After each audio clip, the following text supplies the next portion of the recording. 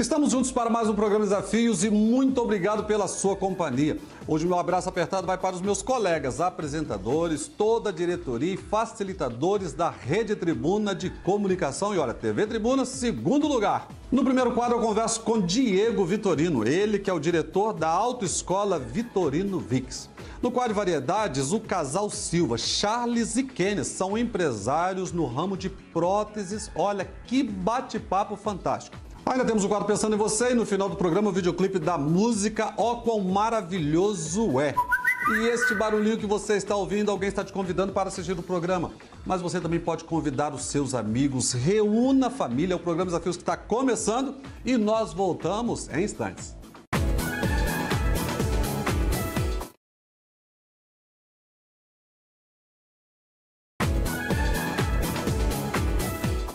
No programa de hoje eu converso com o diretor da Autoescola Vitorino Vix, Diego Vitorino. Mais conhecido como Vitorino, uma alegria recebê-lo no programa Desafios. É uma honra, meu pastor. Vitorino, já que você é o homem que ensina as pessoas a dirigir, é isso? Isso mesmo.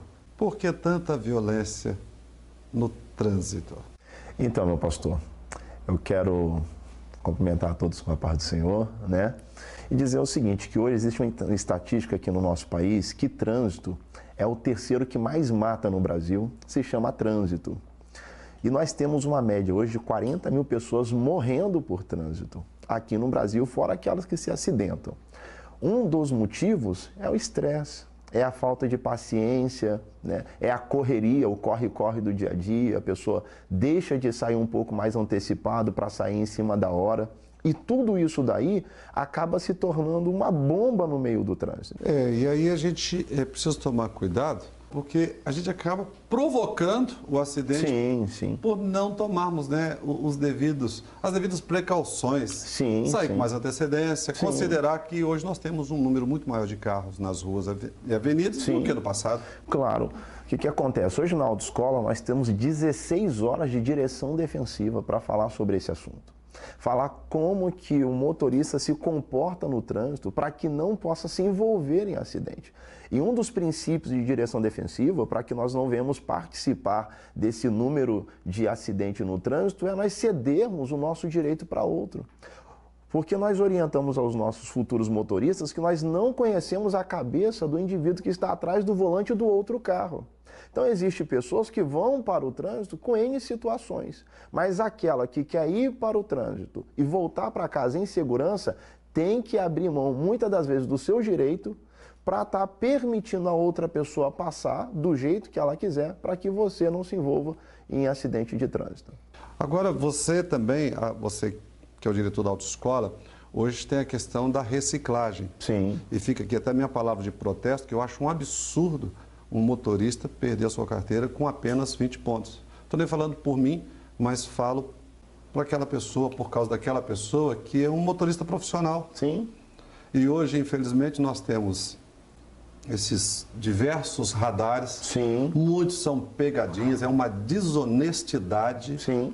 Sabe, para tomar o dinheiro da sociedade, do povo, isso é uma vergonha. Mas, como diretor de uma autoescola, você está lá trabalhando a questão da reciclagem. Qual a importância do motorista se reciclar? Por incrível que pareça, hoje nós temos duas metodologias de curso de reciclagem.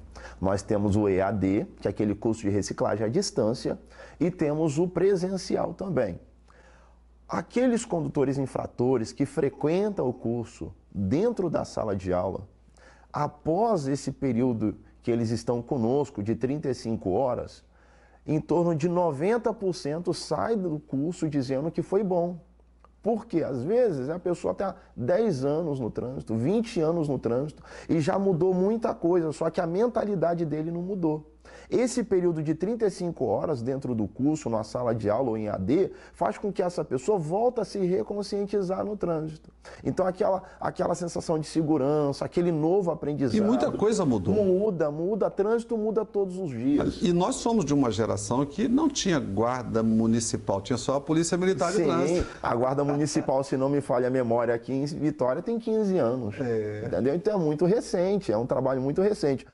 Eu vejo assim, nós temos um problema sério com o motorista infrator. Sim. Não é isso? mas eu vejo que faltam campanhas educativas. E às vezes nós temos apenas uma polícia punitiva. Sim, sim. Às vezes a gente vê aquele momento do caos ali, sabe, o trânsito lotado, e a gente não vê, às vezes, o oficial, sim, às vezes, orientando. Mas a gente consegue ver um lá no cantinho, só com a cadernetinha, só faltou uma banquinha para ele sentar. E eu acho isso um absurdo. Estou aproveitando esse momento, porque o Estado, ele precisa se fazer presente. Com certeza. Né? Nós não temos rodovias, estão aí falando em duplicar. Quando duplicar, já está tudo atrasado. Já está tudo atrasado. Eu vi esses dias um vídeo, num país de primeiro mundo, 6 vias para ir, 6 vias para voltar. E quando ficou muito ruim, ficaram 3 vias indo e 3 vias voltando. E nós ainda não conseguimos duplicar. Eu sou de Cachoeiro, estou aqui mais de 30 anos e a BR-101 é quase a mesma. Sim. Isso é muito triste, Vitorino. Sim, nós não vamos falar nem só sobre a BR. Aqui em Vitória nós temos, por exemplo, a Leitão da Silva, né, que massacrou muitos comerciantes daquela região, fez muitas portas se fecharem e temos aí uma previsibilidade de finalizar aquela obra, mas não na sua totalidade, em novembro. Ou seja, olha o tamanho da Leitão da Silva. Então, se uma obra dentro de uma capital como a nossa, né, não é muito grande, mas nós é estamos falando da capital, né? Nós estamos falando da capital, mas é importante para a nossa cidade. Se ela não finalizou há mais de 5 anos, imagina uma BR-101. Olha, é um tema que, se deixar, a gente vai ficar aqui vasto, discutindo. E, inclusive, você que está me assistindo em casa, o profeta Jeremias nos ensina, lá no capítulo 29, que nós devemos orar pela prosperidade da cidade, porque a nossa prosperidade depende da prosperidade da cidade. Sim. Então, que nós venhamos orar não somente pela prosperidade da nossa capital, mas do nosso estado, do nosso país, porque uma vez vindo investimentos, nós vamos ter mais postos de trabalho, vamos ter uma melhor infraestrutura, nós vamos ter um melhor trânsito, melhores estradas, mas tudo isso que a gente pontuou aqui é muito sério e nós, como povo brasileiro, nós somos cidadãos, nós estamos sendo penalizados pela má gestão pública. Sim. Diego, eu sei que você é o diretor e está aí tentando formar novos motoristas. Sim, sim. Mas eu quero falar de uma outra coisa muito bacana na vida do Vitorino. É que você faz questão de expressar a sua fé em Jesus Cristo e você teve essa experiência lá com 13 anos de idade. Isso mesmo, pastor. Aos 13 anos de idade, morador do bairro Mãe de Seco, considerado a favela da capital que nós moramos, de Vitória. Na ocasião era um barraquinho de madeira, né? Era muito comum, casas em cima de palafita. Eu costumo dizer, em algumas igrejas que eu vou e Deus me permite participar aos ouvintes sobre a minha história, que chovia mais dentro da minha casa do que pro lado de fora. Tinha que estar dentro de casa com guarda-chuva. Chovia mais dentro da minha casa do que pro lado de fora. De tamanha precariedade que nós vivíamos na ocasião.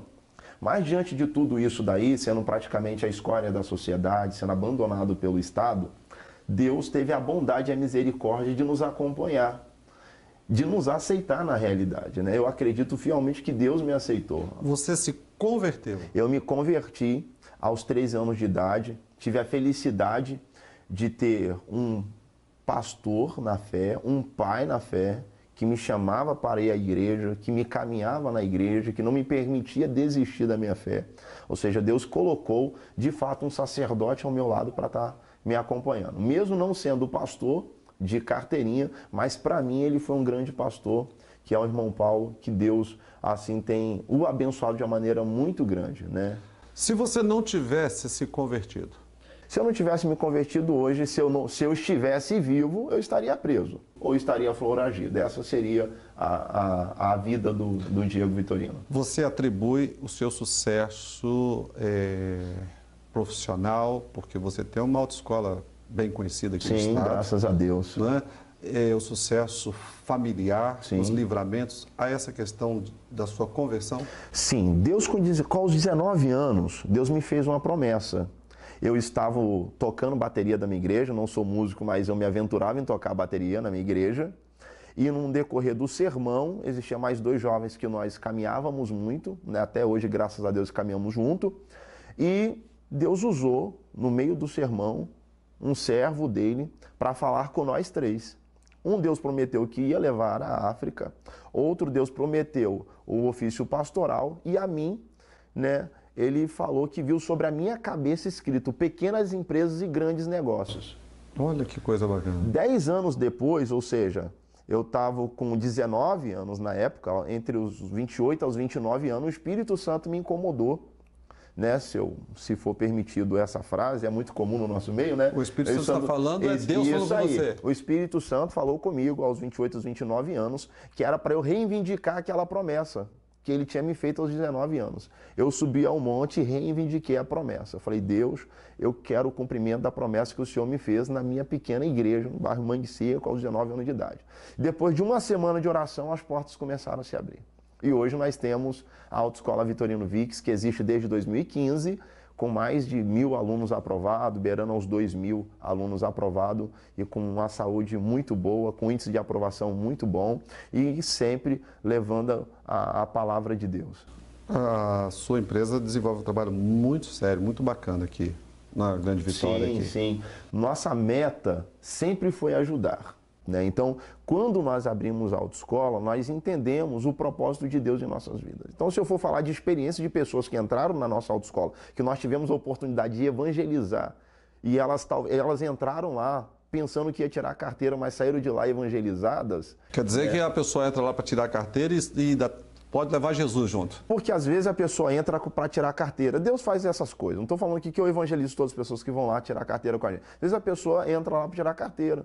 Em algum momento da conversa, a nossa recepcionista ela é cristã, minha esposa que trabalha lá é cristão, o meu diretor, o meu professor teórico é cristão, o meu diretor de ensino é cristã. Então, internamente, todo mundo é cristão. E também os instrutores práticos. Então, as pessoas às vezes entram lá achando que vai tirar a carteira e por algum motivo elas se abrem para nós. Nós sentimos uma paz muito boa aqui dentro, gostei de vocês são cristãos? Aí nós falamos, somos. Às vezes a pessoa, nossa, eu já fui, eu tenho um parente, aí nós entramos com a palavra, né? Nós temos a oportunidade de participar o Cristo que nós vivemos para essas pessoas. E assim, e Deus tem feito coisas lindas através da autoescola, juntamente com essas pessoas que têm nos procurado.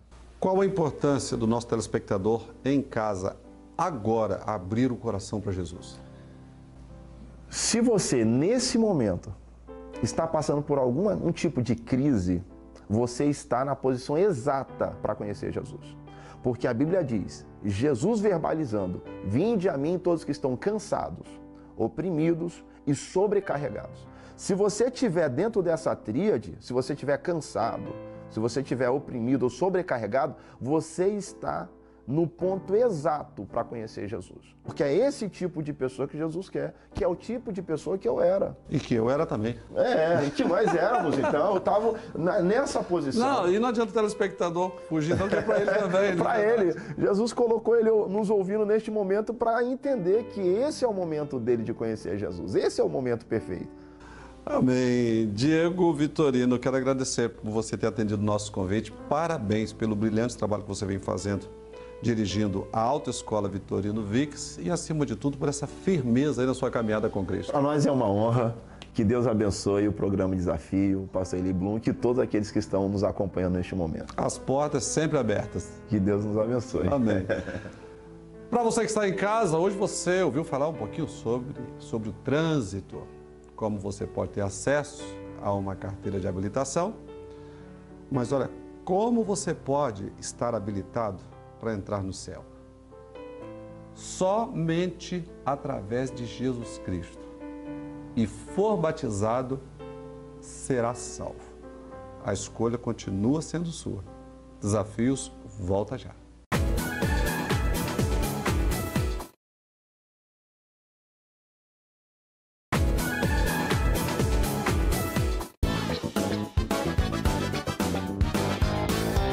Eles são empresários no ramo de próteses. No programa de hoje eu converso com o casal Silva, Charles e Kênia. Kênia, uma alegria recebê-lo no programa Desafios. Obrigada. Prazer. Charles. Prazer. Bem-vindos aí na nossa casa. Obrigada. Vamos lá. Queria que você falasse um pouquinho, vamos começar com o Charles. Inclusive, você é ortesista e protesista ortopédico. Exato, correto. Então, nos ajude agora aqui. O que é ortesista? Ortesista é aquele que trabalha a órtese, ela é um auxílio a alguma incapacidade motora, deficiência motora. Então, é um dispositivo que ele vai auxiliar a restabelecer uma função, voltar a caminhar novamente, ou uma correção no caso de uma escoliose. A prótese é uma substituição de membro. Você perdeu um membro e a gente vai substituir esse membro. Então, você trouxe aqui algumas próteses, não é isso? Exato. Vamos lá, o que vem... Queria que você explicasse um pouquinho isso. Nós temos aí, tem uma mão aqui. Isso, tem algumas mãos. Isso aqui. Essa mão aqui. Isso aqui é uma luva cosmética, uma luva em silicone. Né? Então a gente tem um acabamento estético, a coloração é coloração próxima de pele, com detalhes de texturas que são similares. A gente pega, né? Dá a sensação. Aproxima bem, né? Aproxima bem. Sim. Isso aqui seria para um paciente que, por exemplo, que teve amputação parcial de dedos. Né? Você aplica a ortesista aí? Não, isso aqui é prótese. É prótese. É prótese. Entendi. Né? Aqui eu também tenho uma mão, que é uma mão biônica. Essa mão hoje é a mais avançada que tem no mercado, então ela tem um sistema que ela tem alguns eletrodos que o paciente que sofreu essa amputação, esse eletrodo capta esse sinal, que esse movimento que ele vai imaginar, ele imagina um movimento de abrir e fechar essa mão, e esse eletrodo vai captar esse sinal e vai fazer a abertura e fechamento dessa mão. E essa mão, ela é nacional? Não, importada? essa mão é importada. Essa mão é uma mão, ela é fabricada na Inglaterra, só que é o maior fabricante hoje mundial, que é o que é o proprietário da empresa, né? Então ele distribui para a América Latina em geral. E aí você tem uma outra prótese, aquela... Essa aqui seria, por exemplo, assim, que ser também voltada para prótese de mão, seria uma com Essa acabamento... é diferente da primeira. Diferente. Esse acabamento é mais realista. Né? Então imagina que esse seria uma entrada e essa aqui já é uma mais avançada. Então a gente já tem texturas que simulam um pouco próximo de pelo. Ela é muito mais real do que essa primeira. A Bíblia diz que a ciência se multiplicar é verdade, né? Olha que coisa fantástica. Ó. As unhas podem unhas? ser pintadas também. Pode ser pintada também. Pode ser pintada não estraga também. não, né? Não.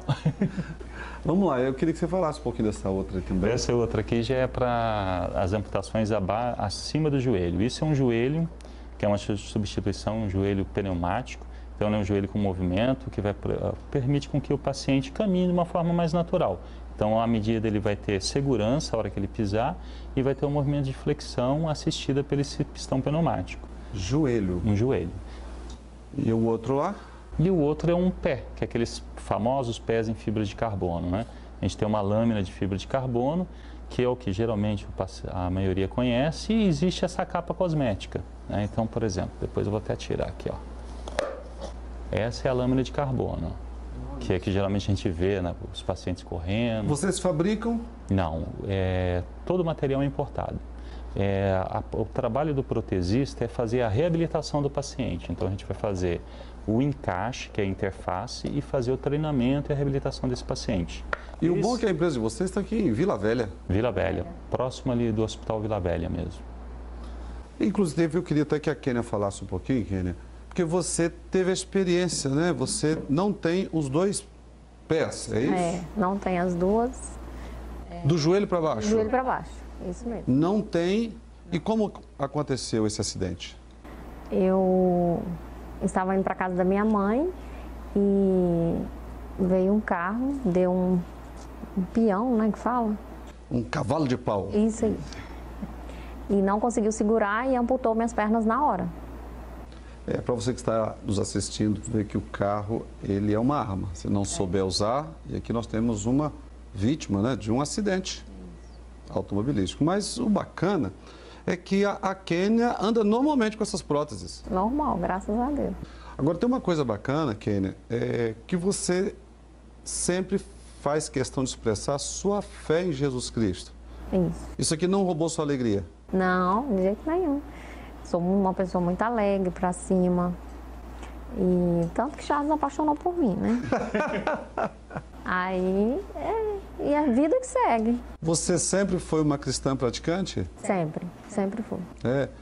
E agora o Charles não? Charles. Não. Ele já me contou aqui antes? Ah, Charles. Eu já contei antes, realmente eu não era. Foi através da Kênia na minha vida que eu me aproximei de Jesus e me converti. Como era a vida do Charles antes de Cristo? Antes de Cristo, eu dizia assim, eu acreditava que fazer o bem era o suficiente. Né? Então assim, eu era um homem correto, fazia o bem, mas eu não tinha o temor a Deus, e nem acreditava em Deus. Né? A gente acredita de uma forma superficial. E a partir do momento que você conhece a verdade de Deus, muda a vida, né? Muda tudo. O que a gente chama de conhecer a verdade de Deus? Conhecer a verdade de Deus é tudo aquilo que Ele prepara, é conhecer o desconhecido, né? Porque eu imagino assim, a forma que eu conheci a Kênia, se eu for contar, é uma forma que a maioria das pessoas vão falar assim, isso é Deus na sua vida. Só que antes de eu me converter, eu não tinha uma visão ampla. Uma visão de saber assim dos milagres que Deus fez na minha vida antes mesmo de eu conhecer a Kênia. Porque vamos imaginar assim... Ou seja, depois que você se converteu, eu comecei a descobriu o quanto Deus amava, né? Eu descobri... Sempre amor, né? Sempre amor, né? Então eu imagino assim que eu costumo falar que Deus faz milagres nas nossas vidas o tempo todo. E a gente não tem a capacidade de enxergar esses milagres. Um exemplo é o milagre da vida da Kênia. Um livramento da morte, né, Kênia? Só que esse livramento é o quê? Eu acho que é um dos maiores milagres na minha vida, porque através desse livramento da morte é que eu criei, que eu conheci a minha esposa, que eu tive uma família, que eu tenho os meus filhos. Ô Charles, tem muitas pessoas que estão em casa nos assistindo e às vezes, para eles, Deus é uma coisa assim, muito distante, não existe. Alguns dizem que até são ateus. Como que eles podem ter esse encontro com esse Jesus que mudou sua vida? Abrindo o coração. Porque enquanto meu coração era fechado, ele não se aproximava. Agora, Kênia, eu queria que você falasse um pouquinho, por quê? Mesmo a gente como cristão, praticante, às vezes quando a gente passa por uma experiência, igual você perdeu do joelho para baixo, para algumas pessoas parece que o mundo acabou. Mas você não. Na verdade, foi uma história muito bacana daí para frente. Eu sempre falo que minha vida é bem melhor agora, depois que eu perdi as pernas, né? Eu conheci Charles, né? A gente tem uma família bem legal. E eu faço tudo, eu trabalho, eu faço minhas atividades. Você é né? Trabalha normalmente. Assim, eu vivo normalmente, faço tudo. Hoje mesmo eu tenho, assim, ajudo na igreja. Deus, ele faz de um jeito que, assim, a gente falando não dá para entender, ninguém entende. Mas como você louva a Deus se aconteceu isso com você? Eu falo, se eu estou aqui, é pela vontade de Deus. O caminho de Deus é perfeito, né, Charles? Perfeito. Bom, os contatos da empresa de vocês já estão no vídeo. Então, você que está em casa nos assistindo, se você precisar de qualquer coisa na área de prótese, é só conversar com o Charles e com a Kênia. Agora, se quiser Jesus, agora é só abrir o coração, né, Charles? Eu quero agradecer por vocês terem atendido o convite, Kênia. Deus te abençoe. Parabéns aí pela sua experiência e por ter ficado firme, independente das circunstâncias. Amém. Charles, prazer. Deus abençoe você. Sucesso aí na caminhada, viu? Muito obrigado. Para você que está em casa, hoje mais um bate-papo fantástico, mais uma história de superação, não somente da Kênia, mas do Charles também. Olha o que Deus fez na vida deles. Ele quer fazer o mesmo por você. Deus não faz acepção de pessoas. Eu conversei com os empresários, é o casal Silva, Charles e Kênia. Não deixe para amanhã. Hoje, Cristo te quer libertar. Dá uma razão para viver. Mas Ele não vai invadir o seu coração. Você precisa querer. Desafios, volta já.